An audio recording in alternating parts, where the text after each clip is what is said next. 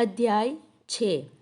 सावधान रहो, तुम मनुष्यों को दिखाने के लिए अपने धर्म के काम न करो, नहीं तो अपने स्वर्गीय पिता से कुछ भी फल न पाओगे।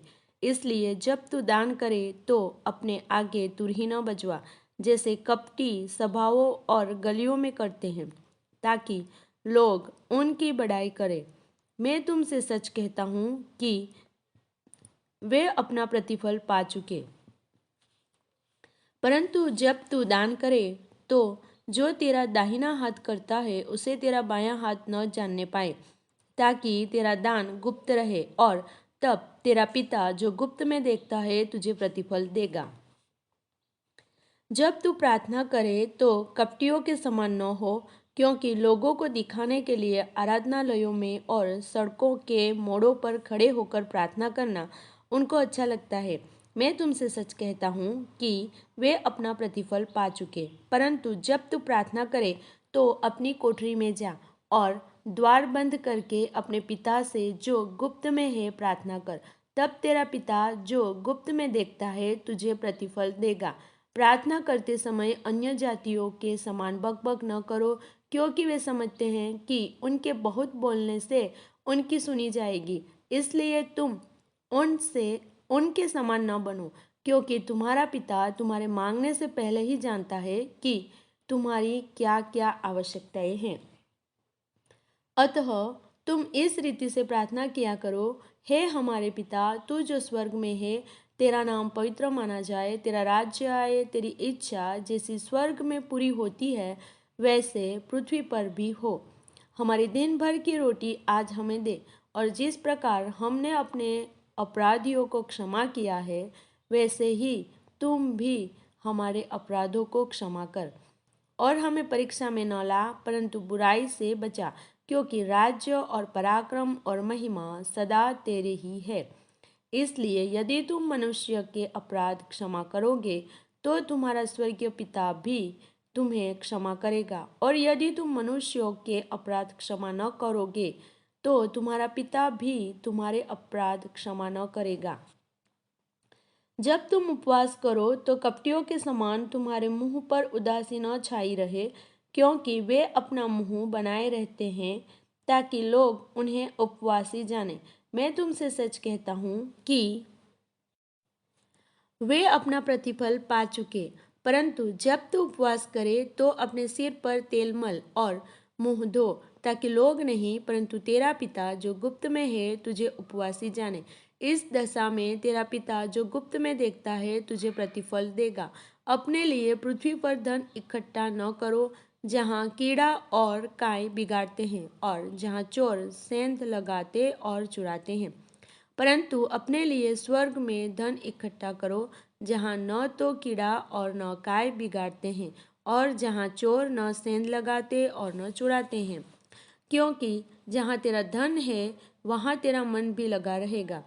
शरीर का दिया आँख है, इसलिए यदि तेरी आँख निर्मल हो तो तेरा सारा शरीर भी उजियाला होगा। परंतु यदि तेरी आँख बुरी हो तो तेरा सारा शरीर भी अंधियारा होगा। इस कारण वह उजियाला जो तुझ में है, यदि अंधकार हो तो वह अंधकार कैसा बड़ा होगा। कोई मनुष्य दो स्वामियों की सेवा नहीं कर सकता, क्योंकि वह एक से बैर और दूसरे से प्रेम रखेगा, या एक से मिला रहेगा और दूसरे को तुच्छ जानेगा। तुम परमेश्वर और धन दोनों की सेवा नहीं कर सकते। इसलिए मैं तुमसे कहता हूँ कि अपने प्राण के लिए यह चिंता न करना कि हम क्या खाएंगे और क्या पिएंगे, और न अपने शरीर के लिए कि क्या पहनेंगे। क्या प्राण भोजन से और शरीर वस्त्र से बढ़कर नहीं? आकाश के पक्षियों को देखो, वे न बोते हैं, न काटते हैं और न खत्तों में बटोरते हैं, फिर भी तुम्हारा स्वर्गीय पिता उनको खिलाता है। क्या तुम उनसे अधिक मूल्य नहीं रखते? तुम में कौन है जो चिंता करके अपनी आयु में एक घड़ी भी बढ़ा सकता है? और वस्त्र के लिए क्यों चिंता करते हो? जंगली शोषणों पर ध्यान करो कि वे कैसे बढ़ते हैं। वे न तो परिश्रम करते न काटते हैं। तो भी मैं तुमसे कहता हूँ कि सुलेमान भी अपने सारे वैभव में उनमें से किसी के समान वस्त्र पहने हुए न था। इसलिए जब परमेश्वर मैदान की घास को जो आज है और कल भाड़ में झोंकी जाएगी ऐसा वस्त्र पहनाता है, तो हे अल्पविश्वासियों, तुमको वह इनसे बढ़कर क्यों न पहनाएगा। इसलिए तुम चिंता करके यह न कहना कि हम क्या खाएंगे या क्या पिएंगे या क्या पहनेंगे, क्योंकि अन्य जातीय इन सब वस्तुओं की खोज में रहते हैं। पर तुम्हारा स्वर्गीय पिता जानता है कि तुम्हें इन सब वस्तुओं की आवश्यकता है। इसलिए पहले तुम परमेश्वर के राज्य और उसके धर्म की खोज करो, तो ये सब वस्तुएं भी तुम्हें मिल जाएगी। अतः कल की चिंता न करो, क्योंकि कल का दिन अपनी चिंता आप कर लेगा। आज के लिए आज ही का दुख बहुत है। अध्याय 7। दोष मत लगाओ कि तुम पर भी दोष न लगाया जाए, क्योंकि जिस प्रकार तुम दोष लगाते हो उसी प्रकार तुम पर भी दोष लगाया जाएगा, और जिस नाप से तुम नापते हो उसी नाप से तुम्हारे लिए भी नापा जाएगा। तू क्यों अपने भाई की आंख के तिनके को देखता है और अपनी आंख का लट्ठा तुझे नहीं सूझता। जब तेरी ही आंख में लट्ठा है तो तू अपने भाई से कैसे कह सकता है, ला मैं तेरी आंख से तिनका निकाल दूं। हे कपटी, पहले अपनी आंख में से लट्ठा निकाल ले, तब तू अपने भाई की आंख का तिनका भली भांति देखकर निकाल सकेगा। पवित्र वस्तु कुत्तों को न दो और अपने मोती सुअरों के आगे मत डालो, ऐसा न हो कि वे उन्हें पांवों तले रौंदे और पलटकर तुमको फाड़ डाले। मांगो तो तुम्हें दिया जाएगा, ढूंढो तो तुम पाओगे, खटखटाओ तो तुम्हारे लिए खोला जाएगा। क्योंकि जो कोई मांगता है उसे मिलता है, और जो ढूंढता है वह पाता है, और जो खटखटाता है उसके लिए खोला जाएगा। तुम में से ऐसा कौन मनुष्य है कि यदि उसका पुत्र उससे रोटी मांगे तो वह उसे पत्थर दे, या मछली मांगे तो उसे सांप दे। अतः जब तुम बुरे होकर अपने बच्चों को अच्छी वस्तुएं देना जानते हो, तो तुम्हारा स्वर्गीय पिता अपने मांगने वालों को अच्छी वस्तुएं क्यों न देगा। इस कारण जो कुछ तुम चाहते हो कि मनुष्य तुम्हारे साथ करे, तुम भी उनके साथ वैसा ही करो, क्योंकि व्यवस्था और भविष्यवक्ताओं की शिक्षा यही है। सकेत फाटक से प्रवेश करो, क्योंकि चौड़ा है वो फाटक और सरल है वो मार्ग जो विनाश को पहुंचाता है, और बहुत से हैं जो उससे प्रवेश करते हैं। क्योंकि सकेत है वो फाटक और कठिन है वो मार्ग जो जीवन को पहुंचाता है, और थोड़े हैं जो उसे पाते हैं। झूठे भविष्यवक्ताओं से सावधान रहो, जो भेड़ों के भेष में तुम्हारे पास आते हैं, परंतु अंतर में वे फाड़ने वाले भेड़िए हैं। उनके फलों से तुम उन्हें पहचान लोगे। क्या लोग झाड़ियों से अंगूर या उन कटारों से अंजीर तोड़ते हैं? इसी प्रकार हर एक अच्छा पेड़ अच्छा फल लाता है और निकम्मा पेड़ बुरा फल लाता है। अच्छा पेड़ बुरा फल नहीं ला सकता और न निकम्मा पेड़ अच्छा फल ला सकता है। जो पेड़ अच्छा फल नहीं लाता वह काटा और आग में डाला जाता है। इसी प्रकार उनके फलों से तुम उन्हें पहचान लोगे। जो मुझसे हे प्रभु कहता है, उनमें से हर एक स्वर्ग के राज्य में प्रवेश न करेगा, परंतु वही जो मेरे स्वर्गीय पिता की इच्छा पर चलता है। उस दिन बहुत से लोग मुझसे कहेंगे, हे प्रभु, क्या हमने तेरे नाम से भविष्यवाणी नहीं की, और तेरे नाम से दुष्ट आत्माओं को नहीं निकाला, और तेरे नाम से बहुत से आश्चर्य कर्म नहीं किए? तब मैं उनसे खुलकर कह दूंगा, मैंने तुमको कभी नहीं जाना। हे कुकर्म करने वालों, मेरे पास से चले जाओ। इसलिए जो कोई मेरी ये बातें सुनकर उन्हें मानता है, वह उस बुद्धिमान मनुष्य के समान ठहरेगा जिसने अपना घर चट्टान पर बनाया, और मेघ बरसा और बाढ़ें आई और आंधियाँ चली और उस घर से टकराई, फिर भी वह नहीं गिरा, क्योंकि उसकी नींव चट्टान पर डाली गई थी। परंतु जो कोई मेरी ये बातें सुनता है और उन पर नहीं चलता, वह उस निर्बुद्धि मनुष्य के समान ठहरेगा जिसने अपना घर बालू पर बनाया, और मेघ बरसा और बाढ़ें आई और आंधियाँ चली और उस घर से टकराई और वह गिरकर सत्यानाश हो गया। जब यीशु ये बातें कह चुका तो ऐसा हुआ कि भीड़ उसके उपदेश से चकित हुई, क्योंकि वह उनके शास्त्रियों के समान नहीं परंतु अधिकारी के समान उन्हें उपदेश देता था। अध्याय 8।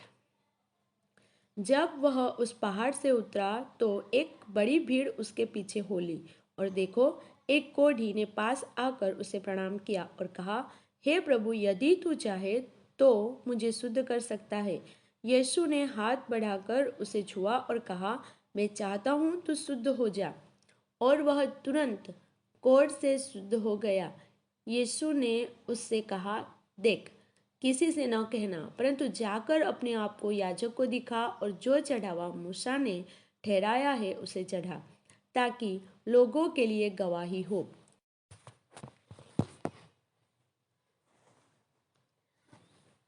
जब वह कफरनहूम में आया तो एक सूबेदार ने उसके पास आकर उससे विनती की, हे प्रभु, मेरा सेवक घर में लकवा रोग से बहुत दुखी पड़ा है। उसने उससे कहा, मैं आकर उसे चंगा करूंगा। सूबेदार ने उत्तर दिया, हे प्रभु, मैं इस योग्य नहीं कि तू मेरी छत तले आए, परंतु केवल मुख से कह दे तो मेरा सेवक चंगा हो जाएगा, क्योंकि मैं भी पराधीन मनुष्य हूँ और सिपाही मेरे अधीन है।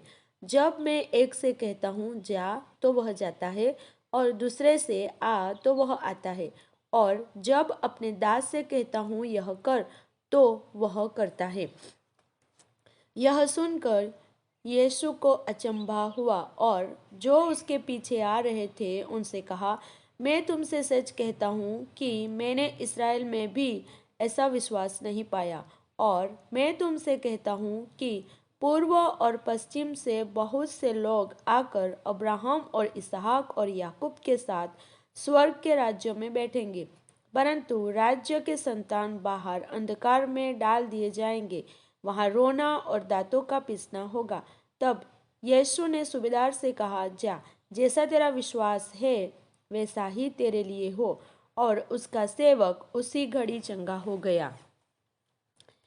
यीशु जब पतरस के घर आया तो उसने उसकी सास को ज्वर में पड़ी देखा। उसने उसका हाथ छुआ और उसका ज्वर उतर गया और वह उठकर उसकी सेवा करने लगी। जब संध्या हुई तब वे उसके पास बहुत से लोगों को लाए जिनमें दुष्ट आत्माएं थी, और उसने उन आत्माओं को अपने वचन से निकाल दिया और सब बीमारों को चंगा किया, ताकि जो वचन यशाया भविष्यवक्ता के द्वारा कहा गया था वह पूरा हो। उसने आप हमारी दुर्बलताओं को ले लिया और हमारी बीमारियों को उठा लिया। यीशु ने जब अपने चारों ओर एक बड़ी भीड़ देखी तो झील के उस पार जाने की आज्ञा दी।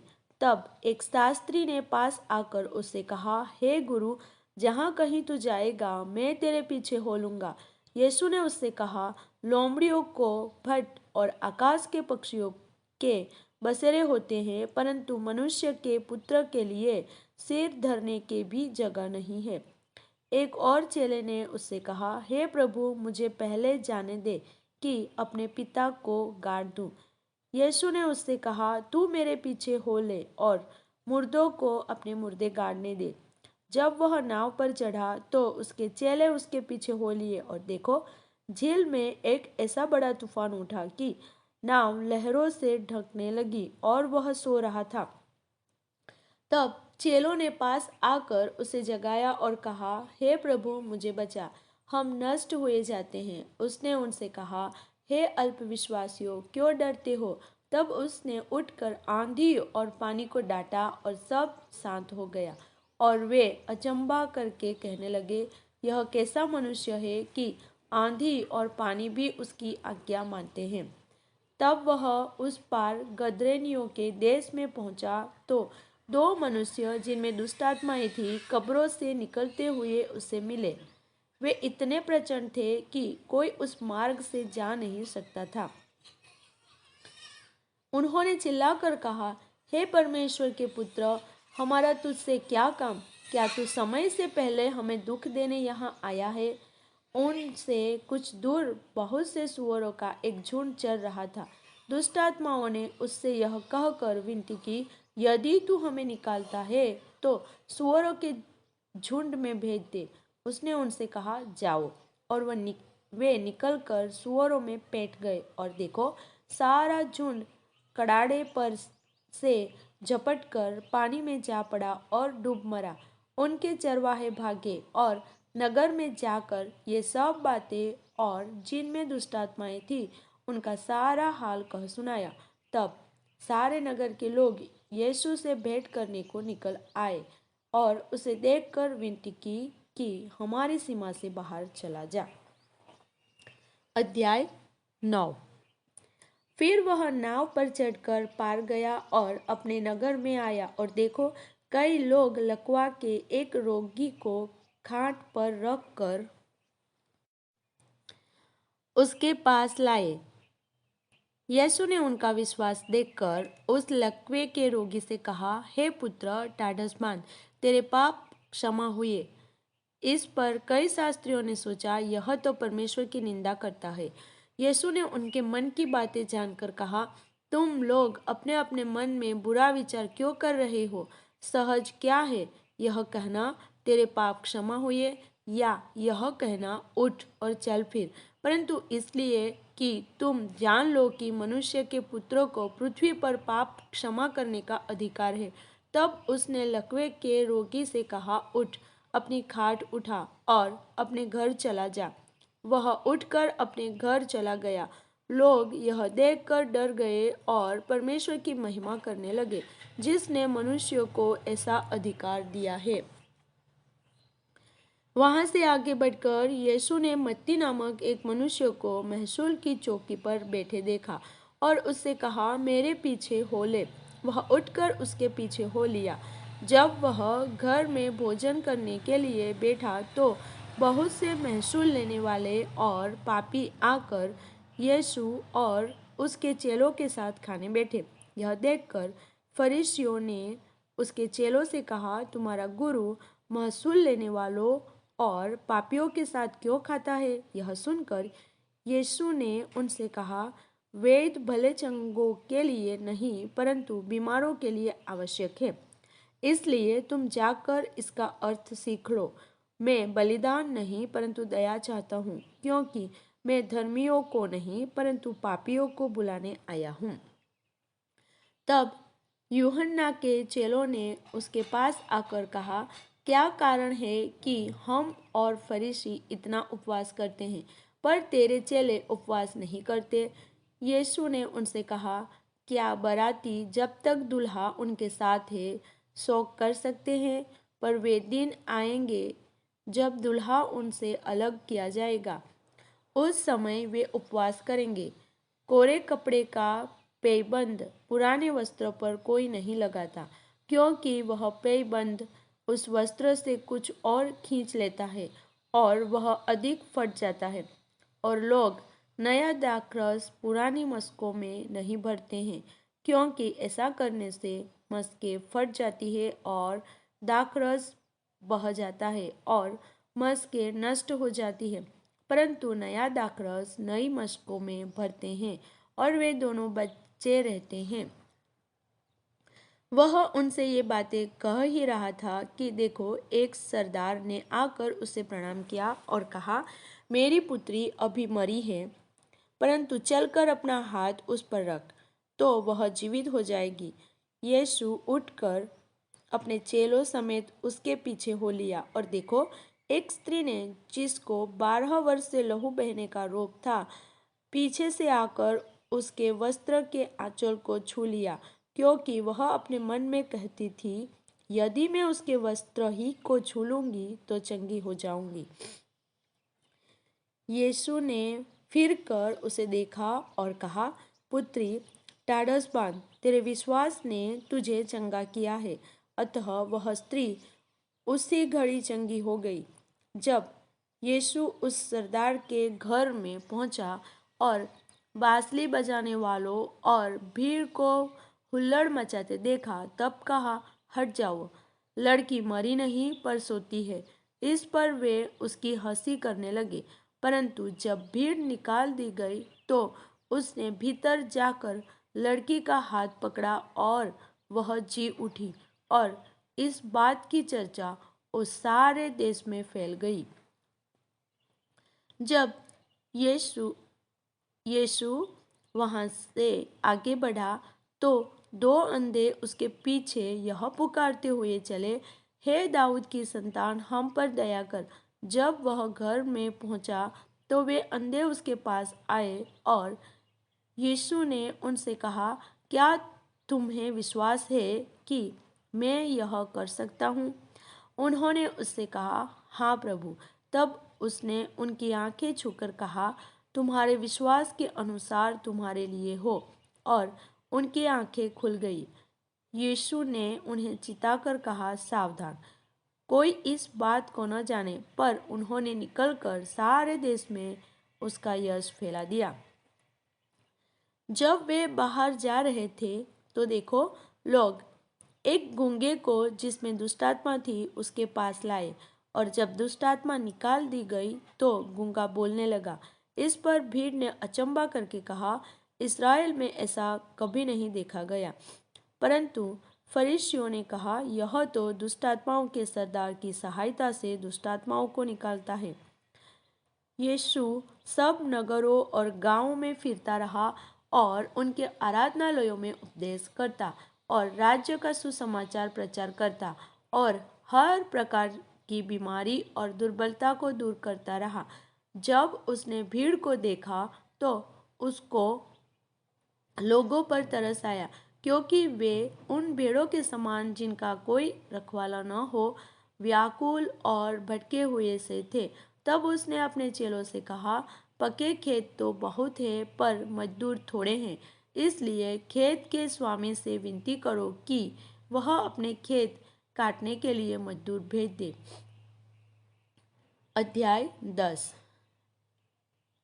फिर उसने अपने 12 चेलों को पास बुलाकर उन्हें अशुद्ध आत्माओं पर अधिकार दिया कि उन्हें निकाले और सब प्रकार की बीमारियों और सब प्रकार की दुर्बलताओं को दूर करे। इन 12 प्रेरितों के नाम ये हैं।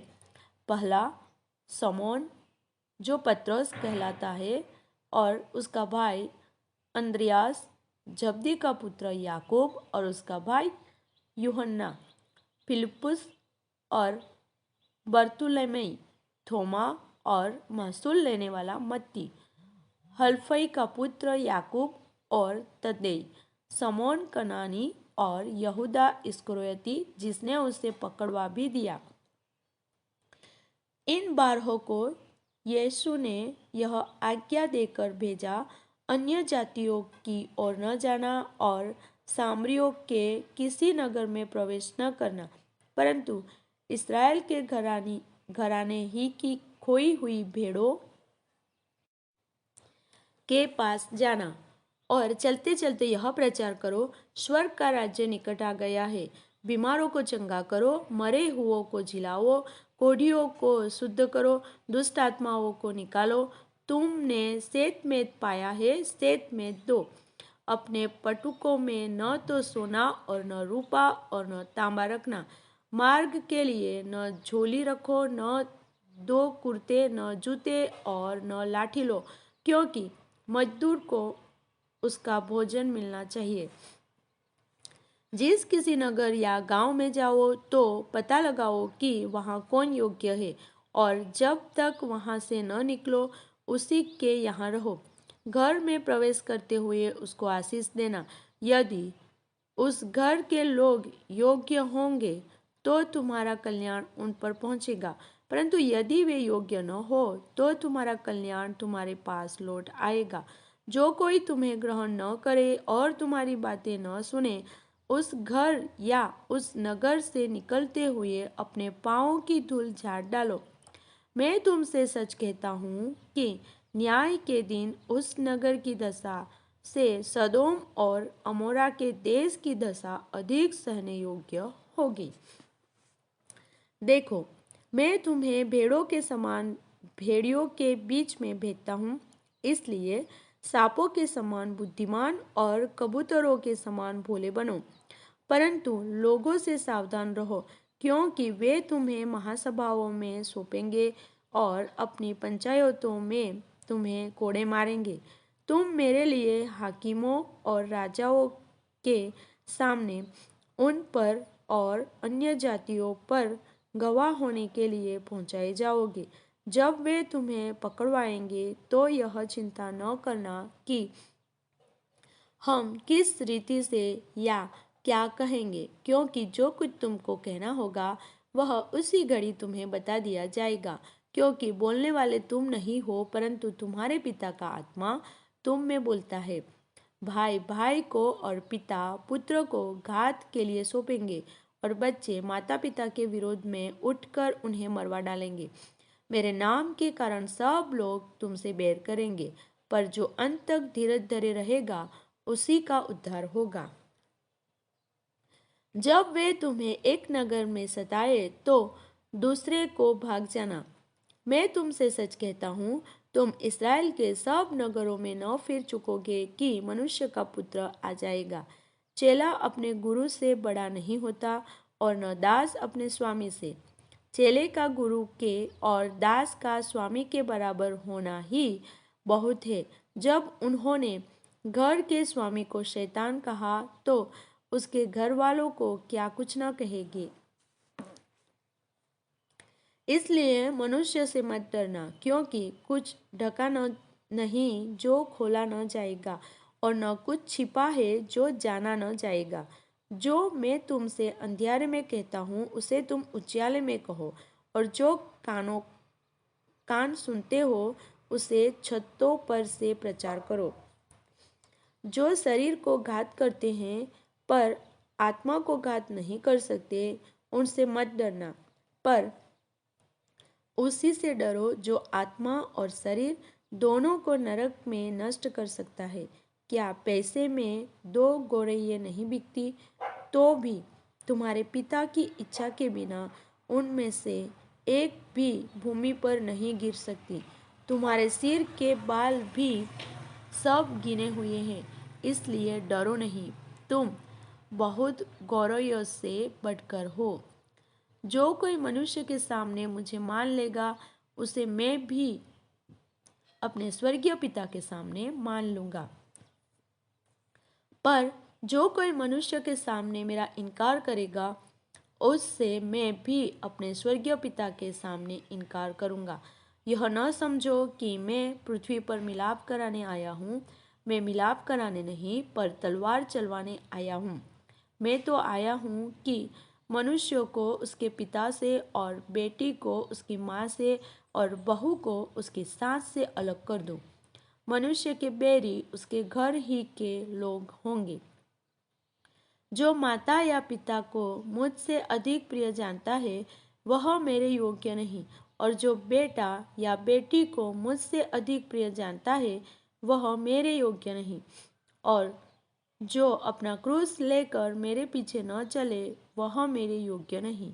जो अपने प्राण बचाता है वह उसे खोएगा, और जो मेरे कारण अपना प्राण खोता है वह उसे पाएगा। जो तुम्हें ग्रहण करता है वह मुझे ग्रहण करता है, और जो मुझे ग्रहण करता है वह मेरे भेजने वाले को ग्रहण करता है। जो भविष्यवक्ता को भविष्यवक्ता जानकर ग्रहण करे वह भविष्यवक्ता का बदला पाएगा, और जो धर्मी को धर्मी जानकर ग्रहण करे वह धर्मी का बदला पाएगा। जो कोई इन छोटों में से एक को मेरा चेला जानकर केवल एक कटोरा ठंडा पानी पिलाए, मैं तुमसे सच कहता हूँ वह किसी रीति से अपना प्रतिफल न खोएगा।